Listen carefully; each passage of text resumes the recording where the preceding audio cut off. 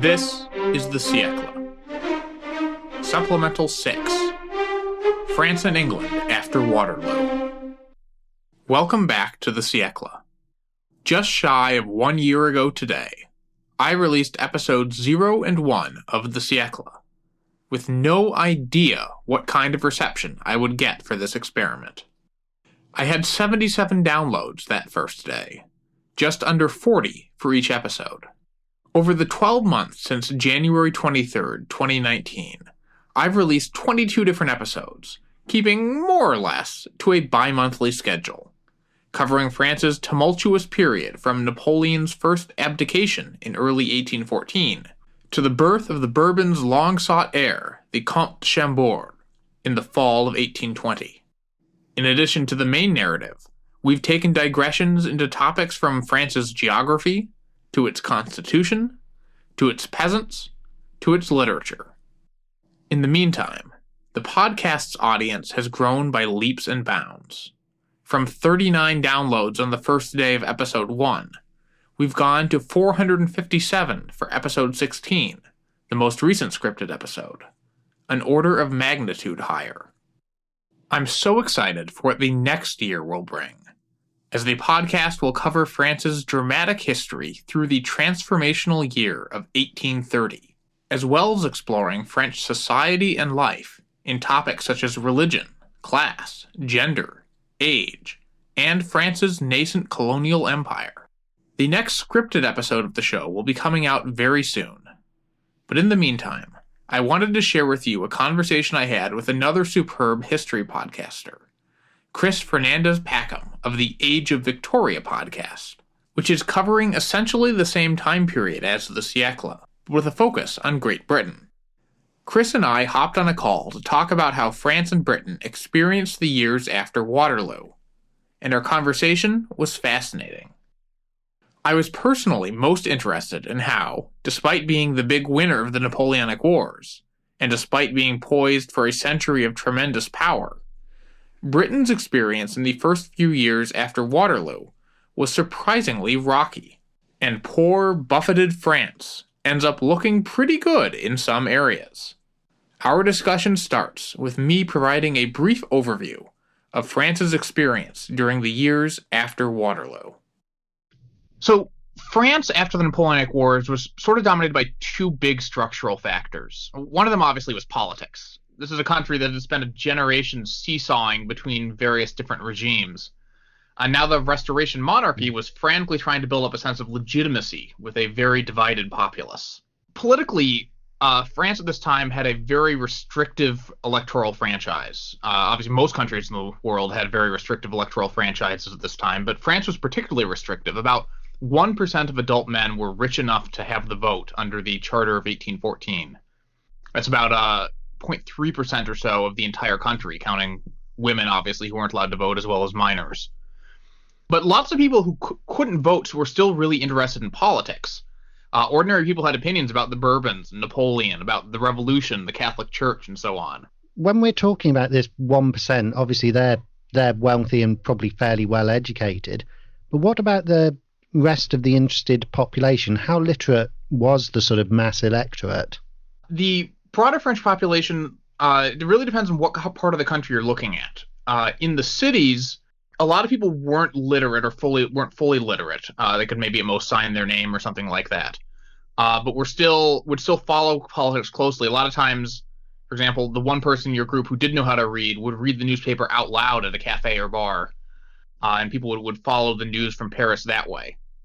Out in the countryside, literacy was even lower, although again this varied from region to region. There were parts of the country that had very high rates of literacy, such as the northeast around Strasbourg, Alsace-Lorraine, and other parts that had very low literacy in the south and west of the country. Even if you didn't have a strong opinion about the more abstract ideas of royalism, the revolution, Napoleon, etc., people still cared about, for example, if the land they had bought during the revolution was going to be confiscated by the Restoration government and given back to the church.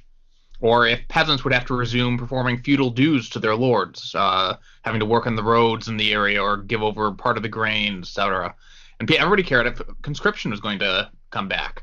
On top of this, you had international politics, of course. In the immediate aftermath of Waterloo, most of France was occupied by international armies, who were ostensibly there as France's allies, but not only humiliated the people who were under occupation, but also sort of plundered pretty liberally from the people they were occupying.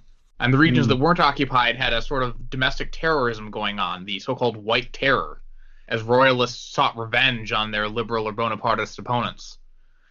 Meanwhile, the government passed all sorts of repressive laws, criminalizing shouting, Vive Napoleon, Vive l'Empereur.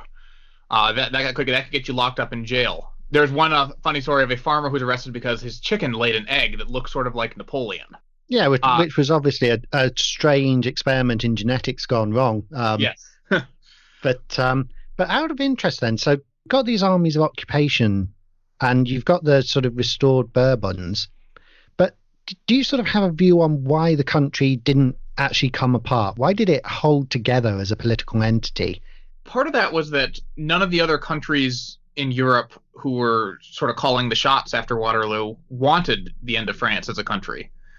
There were a few Prussians who were interested in dismembering France, but by and large, all the great powers of Europe thought that a restored monarchist France was better for the balance of power in Europe. They thought it was better to have a strong, centrally controlled royalist Bourbon France, and they didn't want more chaos and more warfare and all that.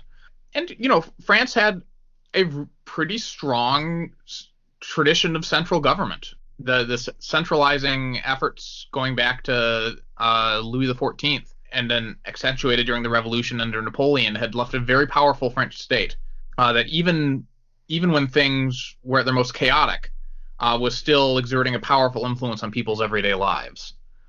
Of course, the question of who controlled the state remained a big one throughout this whole period. The Bourbon monarchy didn't really have a lot of legitimacy.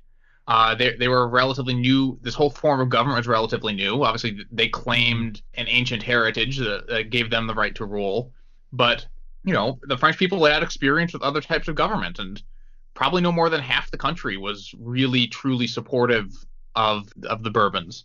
So you saw in the 18 teens and 1820s a lot of whipsawing back and forth as even this very small electorate, this very small group of people, kept changing their minds about which type of government they wanted, both in terms of people actually changing their votes, and then whether or not people bothered to show up to vote. So you had a extreme right-wing government right after Waterloo. And then elections the next year later returned a centrist, moderate royalist government. And then the liberals gained strength. And then there was a backlash against them, and the conservatives gained strength again. And so even though very few people could vote, that shouldn't imply that there wasn't actual politics going on. But a lot of this is the big issues that were being debated. The question of the Constitution and the role of the church and the state. And of course, there's also plenty of small bore stuff, people trying to get jobs and investments in their districts and stuff like that. But because I remember in one of your shows you were mentioning sort of the role of the Catholic Church in all of this. So a lot of the revolution had been very anti-state religion, anti-Catholicism. How was the reaction when sort of the growth of the church and the growth of church power was becoming more obvious after the Restoration? So the Restoration obviously endorsed Catholicism as sort of the state religion of France. There was sort of a compromise in which some people wanted to recognize Catholicism as the religion of the majority of Frenchmen, other people as the religion of the state. Some people wanted nothing to do with it. But in general, Catholicism was promoted as a state policy, never as much as the Catholic partisans wanted. The Restoration never quite went as far as many people thought it should in terms of promoting Catholicism. But, there's lots of state money that was spent on religious art. Lots of people went to seminaries. A lot of new priests were created, etc. And whether you liked this or not depended on your politics and religion. If you were a dyed-in-the-wool Catholic, then this was all great, and you just needed to go even further. There were lots of people in France, of course, who were not particularly Catholic or even outwardly anti-Catholic or atheist, legacies of the Revolution and the Enlightenment. And these people were highly offended by all this. So there were lots of little flashpoints. There were students protesting. There were professors who were dismissed for giving lectures that were perceived as anti-Catholic, etc. Just really quickly before I sort of want to talk Mm, about the experience of England in this time. Uh, as I said, you shouldn't put too much emphasis on politics because, mm.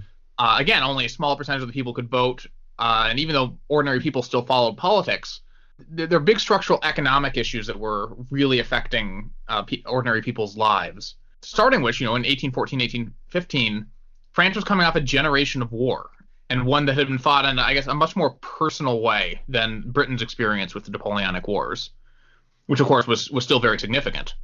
There were That's interesting because from the British point of view, at the time France it was culturally respected. Obviously, it always had been in British culture, but there was a real bitterness to the conflict that sort of is quite unusual when you look at a lot of British military history and a bit of British political history.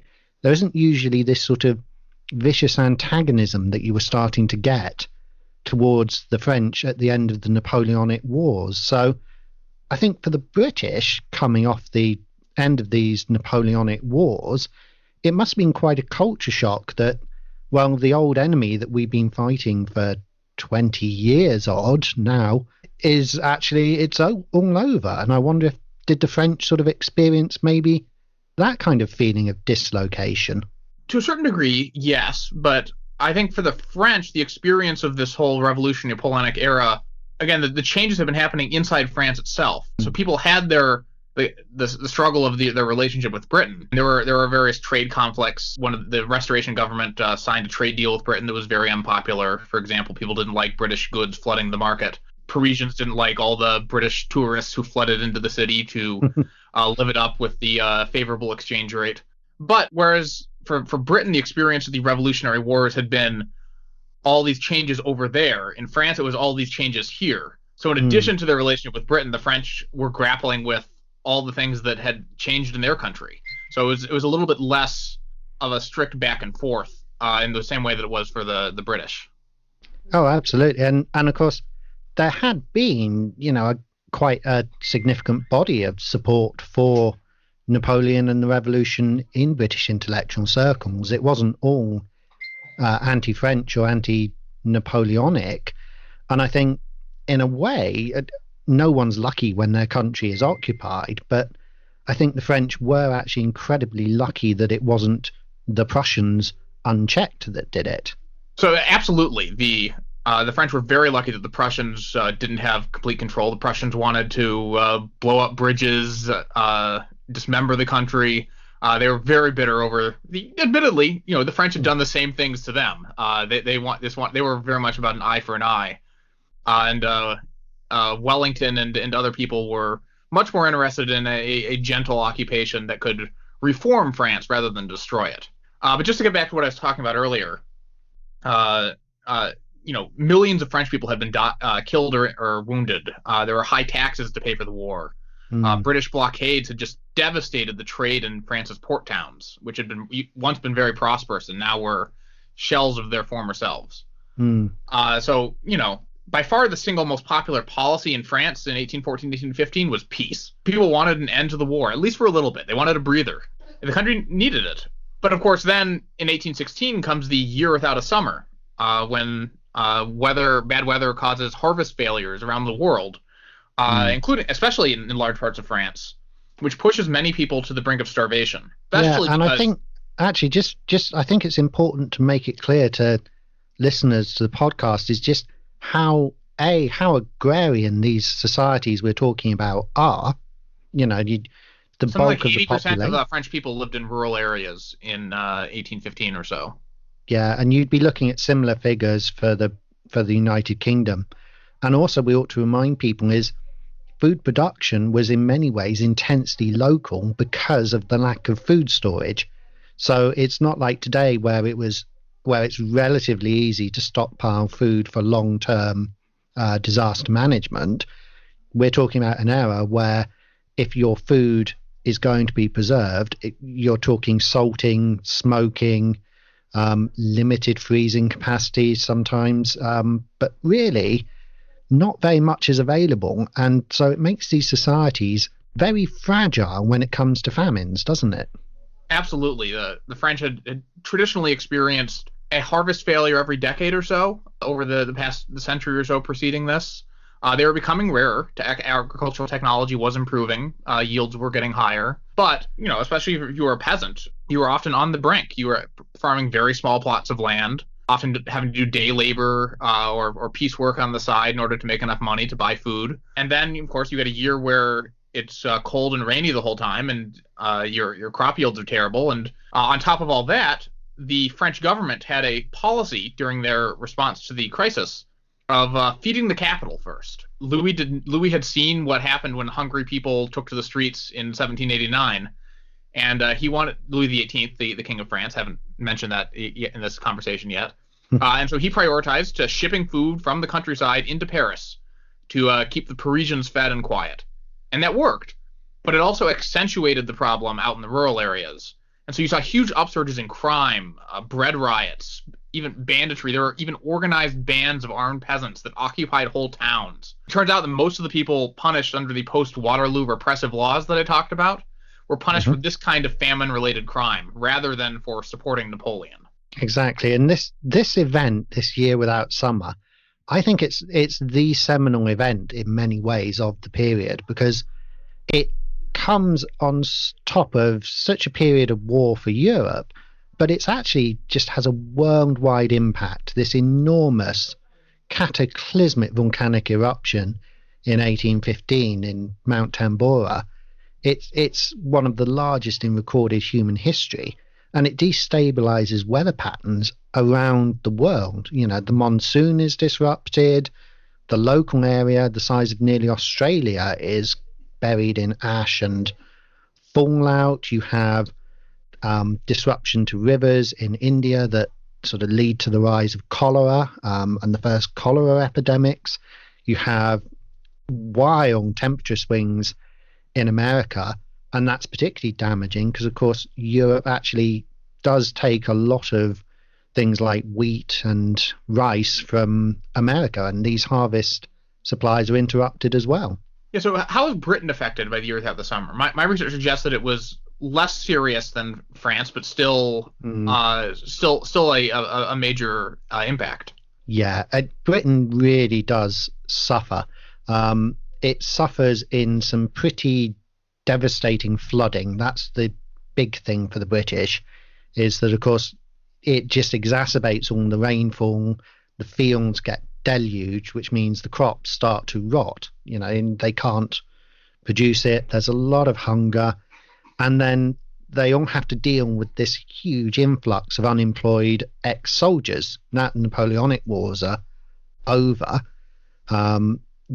These men sort of flood the local labour markets just at a time when food production takes a massive hit.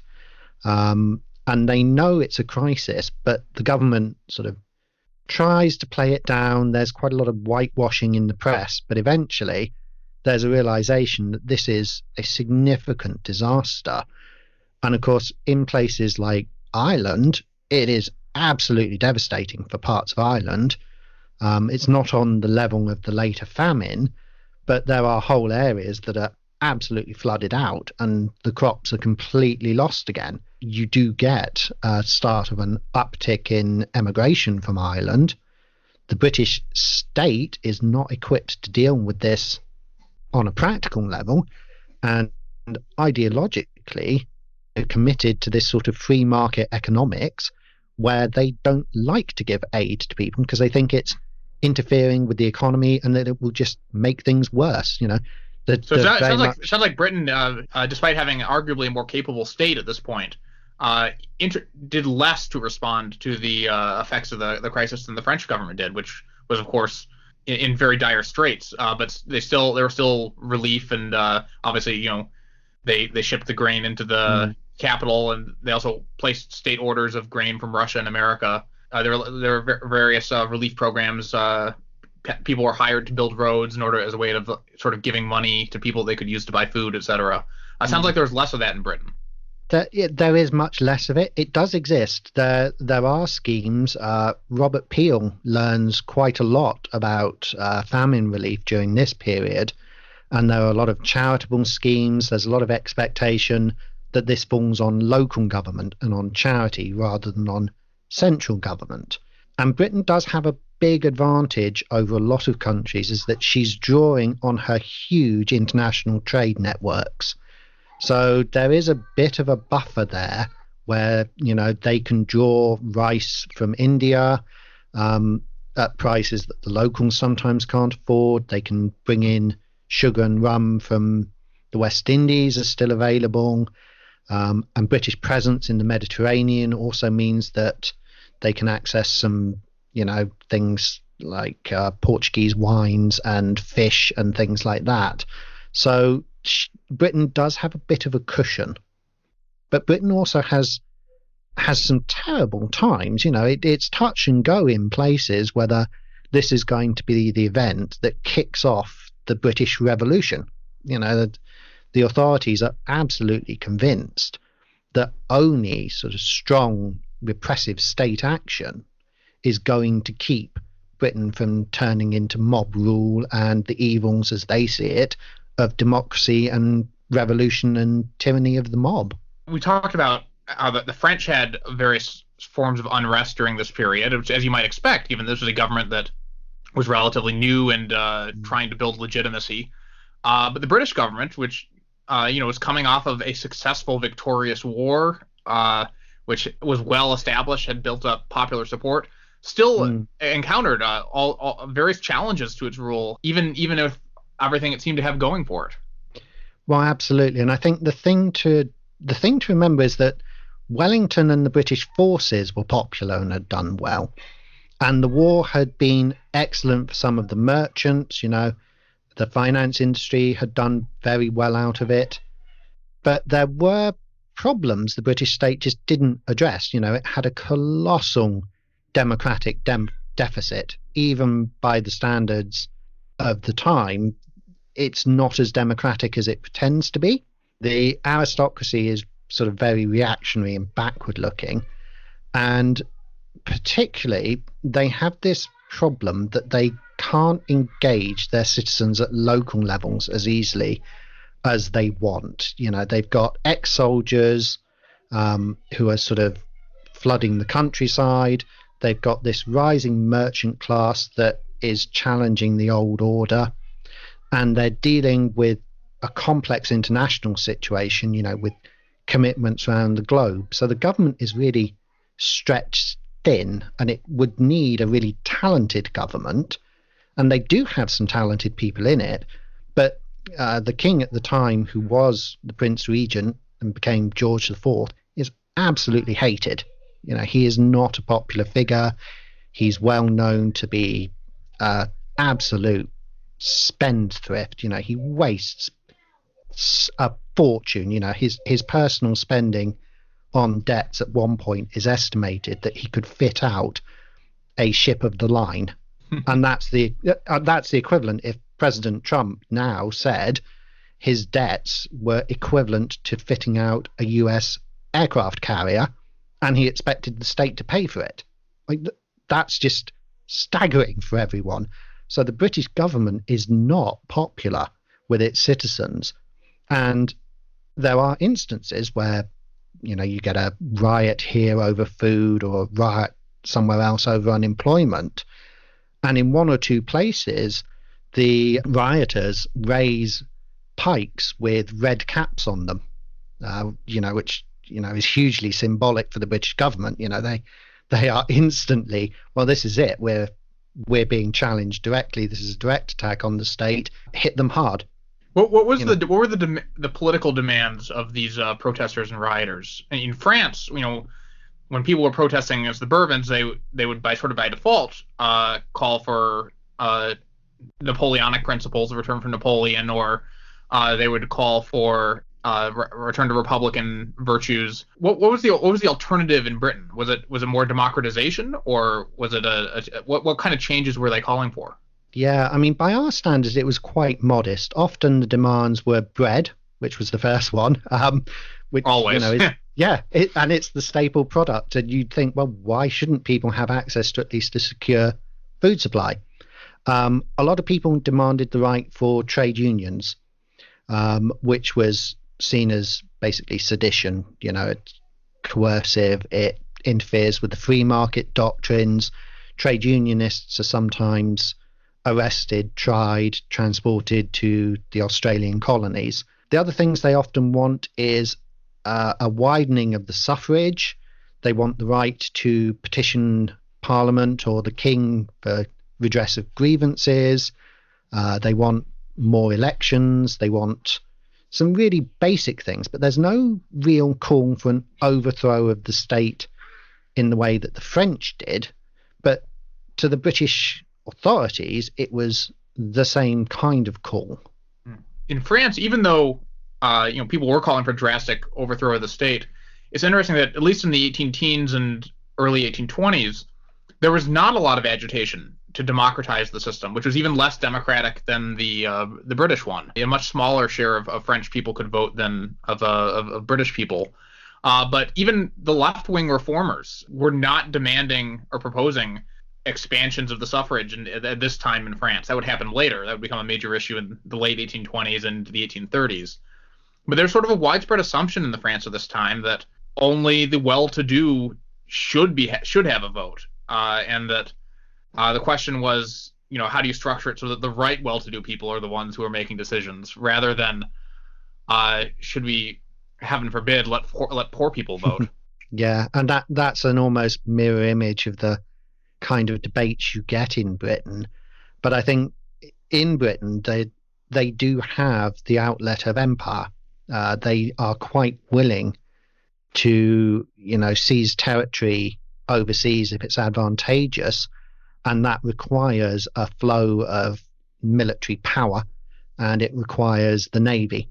So they do have the Royal Navy, which is always hungry for manpower, and it allows them to push into more aggressive trade positions in places like India, and they can leverage this, and it's also, whatever the merits of an empire is usually a way for talented people to find positions and improve their social status. And that is, something you will have seen with the Napoleonic marshals, who have started out in obscure circumstances, and talented administrators who have risen. And for the British, it is the same. The opportunity is there. So I think a lot of the sort of the middle class and the rising middle class is either able to be co-opted by the state in some way internally, or they ship themselves voluntarily overseas to seek out these opportunities, which I think leaves the working class in a very difficult position, because they don't have this sort of leverage with the rich middle class that they need to push hard for political reform successfully. I want to circle back to something you said a little bit ago, that the British government had an issue with exerting power at the local level.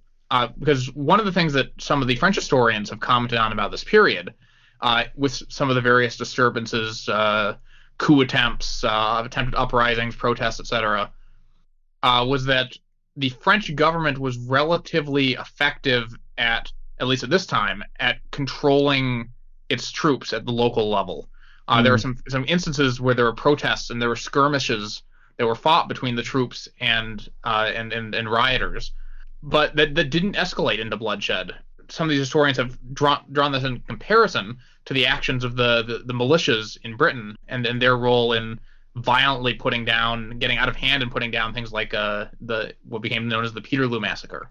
At a local level, the British have this excellent army, and it performs very well, and it is a state army. Of course, it's a royal army, but it's very much tied into a regimental structure, and it can be deployed in sort of various places around the world, which means that British forces are always stretched and on rotation somewhere. So to take the pressure off, they have a militia system, which is where you get sort of local worthies and local men who are avoiding military service overseas by joining the militia, but still getting the sort of kudos of being in the military wearing the uniform. But they're not very well disciplined usually. They're often considered overdressed and sort of overpaid, but underperforming. The big problems is that the British state can't just order things to happen. It's not an autocracy like in Russia or in Prussia. It has this strong tradition of the rule of law, which is great, obviously, from everyone's point of view. And it's something that was highly regarded, but it means that actually the courts were quite good with protecting the rights of what was essentially the local landowning class. So the local landowners had a lot of freedom and power, but they were operating within the framework of the rule of law. They were often the judges themselves. They were magistrates and justices of the peace. They would know the militia quite well, and they had a sort of almost incestuous relationship with the local militia. So you get these situations where local militias would clamp down on someone, and the local magistrates, who know them very well, would back them to the hilt. You know, everything was fine. Yes, of course you had no choice but to go in hard, you know, all guns blazing, as we would say today. And the Peterloo massacre is the sort of most extreme version of this, where they've got this huge crowd of very peaceful protesters. The local magistrates lose their tempers, lose their heads, make some bad decisions, and eventually the local militia is sent in. And the local militia don't know what they're doing in terms of crowd control. You know, if you send in cavalrymen with swords, you're not defusing a situation, you're escalating it. The crowd panics, people are sabred, the militia find themselves trapped, and the regular army has been looking on. They've been called up to support this, and as far as they're concerned, it seems to be, well, we've been asked to support the militia cavalry. That's the militia cavalry presumably under attack by a local crowd. Our job's support. Off we go. And they start laying into the crowd as well. And it's pretty vicious. It's sort of the nadir of the British political movement for reform. You know, it's called the Peterloo Massacre because that is directly mocking the government's sort of triumphalism over Waterloo. Instead, this is the army's darkest hour, as it were, the massacre of civilians. And when you look at the actual mechanisms of the day, it was, you know, it's a war crime, essentially. There is no need for the military to do what they're doing. But they've drawn up this plan to help control the crowd, and it's all gone wrong. And people die and are injured quite horrifically with saber cuts. And eventually you realize that actually even the regular infantry have joined in, and they fought this, what could be almost a perfect Napoleonic battle plan, only to find actually your enemies are civilians and you didn't need to do this. So it's a very dark time for the British military and the reputation of the British state. Obviously, with our own podcasts, we all focus on a particular area and a particular setting, but it's easy to forget just how connected all these countries were at the time. I just the other day was reading about some French political protests in 1820, in which among the various chants that the protesters set up, things like long live the charter of government, some long live Napoleon, long live liberty. There was also long live our brothers from Manchester, which is a reference to the people who'd been killed in the Peterloo massacre. These French students and workers were aware of what had happened across the Channel and had sort of weaponized it into a political slogan. Yeah, and it's completely understandable. It is sort of a seminal event in the British labour rights movement. It still has traction today culturally. And I think the British state knows it has blundered here, but it's not really willing to address the grievances for another nearly 15 years. What was the dominant political question in British government in this sort of decade after Waterloo? Well, in terms of foreign policy, the big question was actually the political arrangement of the Mediterranean. For the British government, that is a big question to be answered. What's going to happen with the Royal Navy in the Mediterranean? What's going to happen with Corfu, with Crete, with Malta? What's going to happen about the Greek War of Independence? What's going to happen in Italy? Will a resurgent France start to dominate the Mediterranean? Is there a danger of a resurgent French fleet? What's going to happen with the trade links from India up through the Persian Gulf and, across the Isthmus and then into the Mediterranean? So for them, that's a very big focus when they're looking outwards, is still this fear of the French, essentially. But domestically, of course, they're desperately struggling with Catholic emancipation and with the Reform Bill, which is the widening of the franchise. So things that I think the French would recognise as sort of domestic issues that were a high priority. The French were, in this time internationally, were sort of caught in the middle between, on the one hand, Britain, who the French government, successive French governments made their number one priority to get on Britain's good side, be a friend to Britain, and the traditional continental monarchies of Austria, Prussia, and Russia, on the other hand. The Bourbons were, of course, a traditional monarchy, but they were a constitutional monarchy. So they felt sort of torn. And you would see this play out in Italy when the French government wasn't going so far as to back the reactionary course being pushed by the Austrians, but also wasn't opposing the reactionary course being pushed by the Austrians. This ended up alienating both the left and the right, who joined together to try to rebuke the government for their muddled Italian policy, even though the two sides voting in favor of this rebuke disagreed on what the replacement policy should be. But after a generation at war with Britain, and in a larger sense, a century of conflict with Britain, people of all political stripes have decided that enough is enough. These guys are on the up and up, and we want to keep them close. A lot of the most prominent French political figures in this time would serve as ambassador to London. It was the most important diplomatic role. Talleyrand would serve as ambassador to London. The French Prime Minister Élie Decazes was, when he was toppled in a domestic power struggle, his golden parachute was he was appointed as ambassador to London. Jules Polignac, who would become Charles X's most important minister, was also ambassador to London. It was far and away the most important international role, because the French were tired of getting kicked around by the British, and they decided, if you can't beat them, join them.